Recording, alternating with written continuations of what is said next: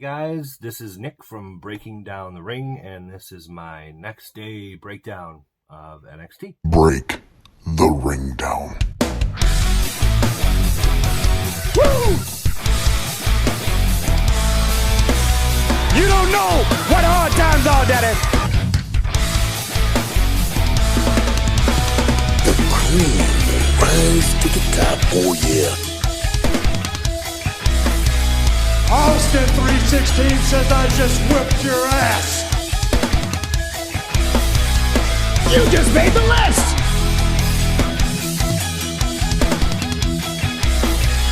This right here is a family. Happy Thanksgiving, everybody. As you can see, I am currently actually in my bedroom. Don't really have a cool place to really break this down. You know, I wish I could be in the studio where we normally do our show, or maybe had a cool, backdrop with some cool shit, but whatever.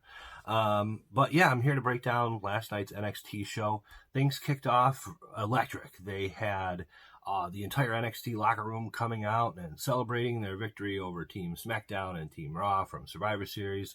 And, that was a cool little thing that they did. They had, I'm sorry, I don't remember the guy's name. Somebody rapping like the NXT fight song, something like that. But, it was a cool thing. They went into the crowd and got the place, turned. Then you followed it up with Tommaso Ciampa and Keith Lee and Matt Riddle and Dominik Dijakovic all in the ring as the Undisputed Era comes out to kind of, put the kibosh on the whole celebration. Basically like, you guys didn't do anything to deserve this celebration. You're out here, getting all excited, and for what? Undisputed Era did all the work in essence. So to counter that, Ciampa basically said, Daddy was going to war, but now the war is over. So he's coming for that NXT title from Adam Cole. I think we're going to get to see that match. I don't know when. Obviously, we'll see it. But hopefully it's sooner rather than later. I know that there's another takeover coming up in February, so we might have to wait until then to see it. But nonetheless, this was all setting up an opening tag team match between Keith Lee and Dominik Dijakovic against the Undisputed Era with Kyle O'Reilly and Bobby Fish. Ultimately, we did see that match, and somewhere in the midst of it during a commercial break, we saw Bobby Fish go out of the match due to medical reasons. Apparently William Regal pulled him from the match. I didn't really see why.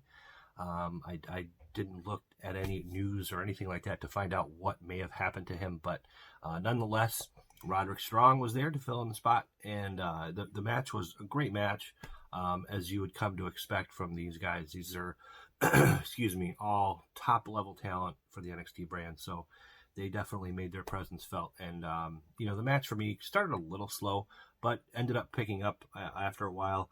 Some high spots, definitely the Dominik Dijakovic. I can never say that motherfucker's name right. The suplex, he suplexes Keith Lee on top of the Undisputed Era, which is a really cool spot. Keith Lee, first of all, is a big motherfucker, but then to suplex this dude on top of two other guys, I mean, that's a really cool spot.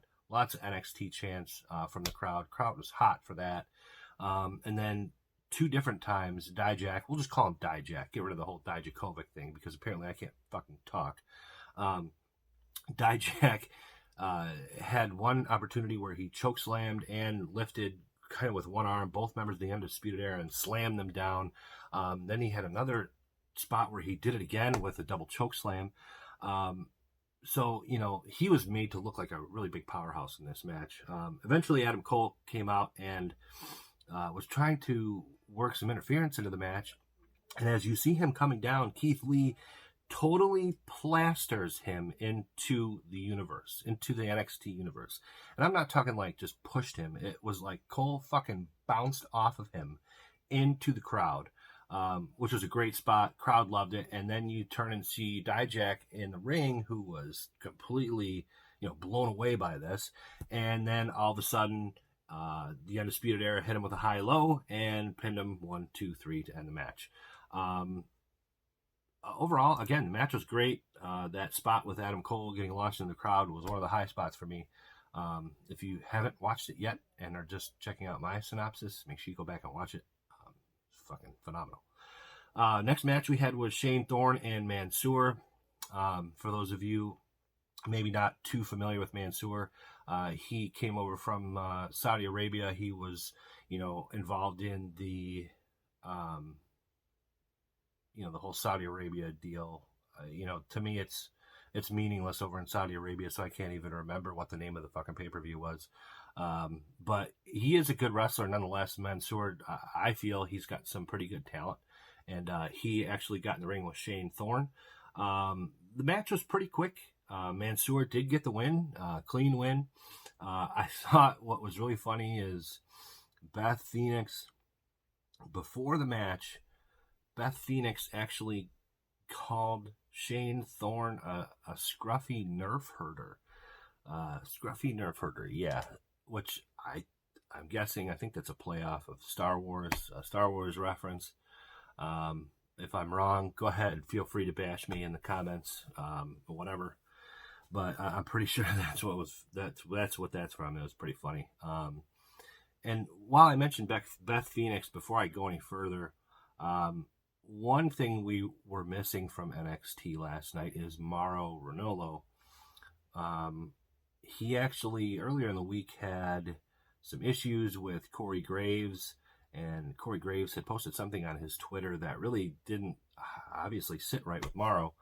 Apparently he's battling some mental health issues, and he is a little touchy, so he proceeded to delete his Twitter account, and now he's not showing up on NXT. So, if this is something that he's really going through, obviously mental health is not something that we really like to joke about. We do say a lot of bad shit on the show, and but when it comes to something like that, we do take that seriously. So if Mauro is really dealing with something like that, myself personally, wish him all the best, and hopefully that we see him back on NXT soon. Other than that, we did have Tom Phillips fill in for Mauro, and that was, to me, that worked. I personally like Tom Phillips. I know some people aren't really a fan of him, but I like his commentary style. He keeps up with the action of the match. He has good intensity. I don't think he's over the top or anything like that. He's not what you're used to if you're watching NXT. You're used to that, exuberant, passion, really getting it from Mauro Ranallo. But Tom Phillips, to me, worked. So, but yeah, moving on from that, we had Candice LeRae and Dakota Kai. A good match. Dakota Kai coming off of her heel turn from from War Games. She comes out with Tegan Knox's knee brace in her hand. I don't know, like the whole Dakota Kai heel turn thing, obviously it was expected. I'm not really too into it at all. Just she's too much of a goody two-shoes to me. I will have to see how this whole heel turn plays out. But she did have a solid match with Candice LeRae. She actually ended up... she did get the win. She didn't get the win. She got disqualified. She hit Dakota... it's too early, man. It's too early for me. She did end up getting disqualified. She actually hit Candice LeRae, thank you, with the knee brace and got disqualified from the match. There were a couple of cool spots in the match, though. There was a backdrop to Dakota Kai on the apron, like on the outside of the ring, which these shows have been doing a lot, and that's supposed to be the toughest part of the ring. But what was interesting is that Dakota Kai didn't really land on the side of the ring. She just kind of clipped it. So, it looked like it may have been a little bit painful for her. But needless to say, Dakota Kai, again, got disqualified.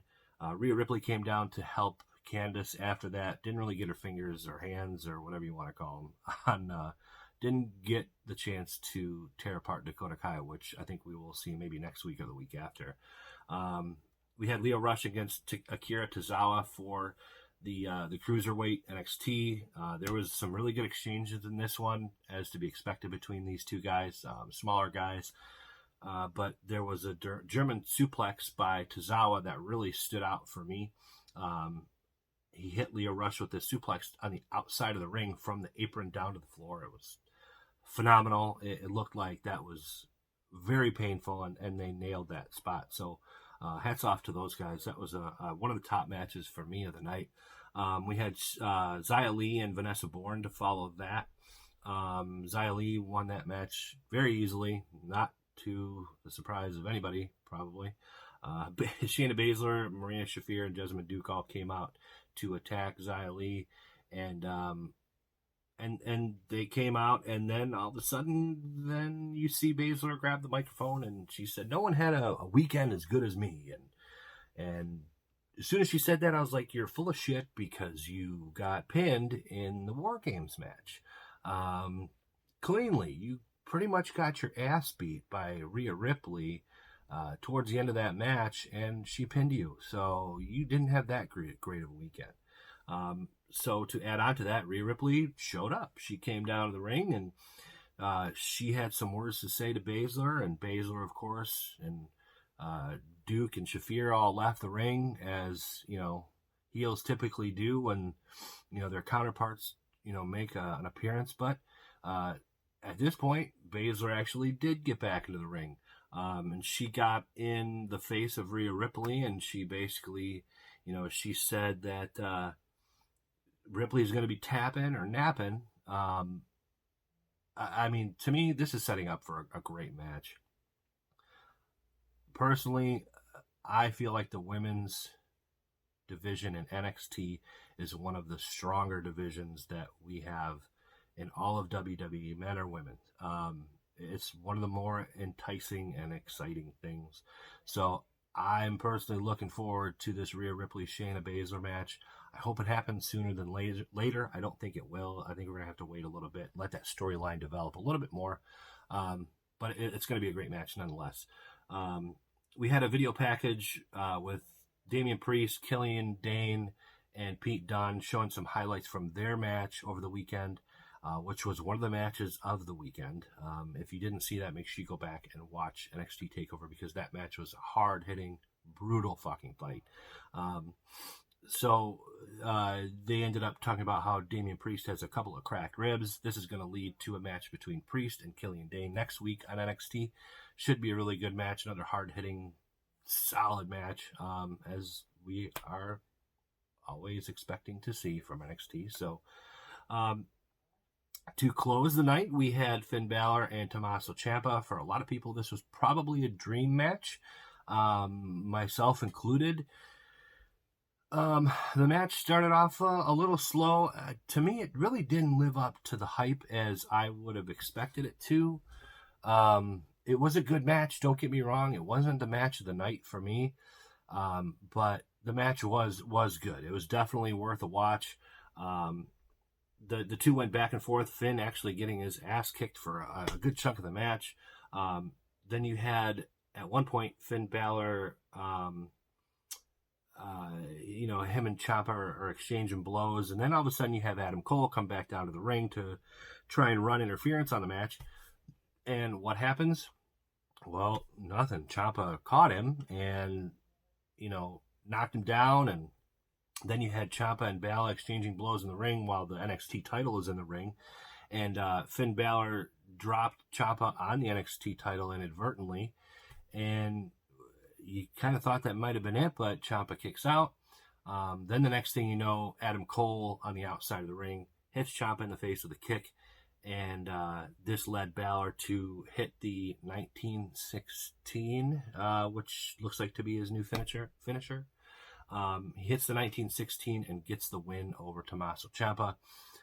Cole comes in the ring to kind of celebrate the victory with Balor, and all the while, here's Adam Cole I'm not going to, well, I guess I can try Adam Cole doing his Undisputed Era. As you know, mine doesn't really work as well. It kind of looks like a funky E, but that's the best I can do. So, go ahead and rip me apart again in the comments. But he did he stand over Ciampa, like, kind of making his statement, and Balor was there right next to him doing his finger guns. And then Balor hits the Pele kick on Adam Cole. So kind of separating himself from that whole, Undisputed Era thing, kind of staying in his own lane, which, I like the way that they're going with Balor right now. People still love him, but, he's definitely got that heel characteristic to him. I'm interested to see what they do with him in the future. But that's it. That's really a wrap. And I went a little longer than I had hoped. But make sure you guys subscribe to the Breaking Down the Ring channel. Make sure you're listening every single Sunday morning at 11 o'clock to our podcast.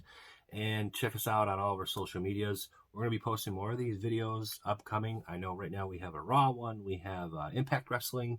Smitty did Impact Wrestling, and I'm sure there's a few more that are going to be up in the upcoming days. So make sure you check out those videos as soon as possible. Again, click subscribe in the corner, and we'll catch you on Sunday.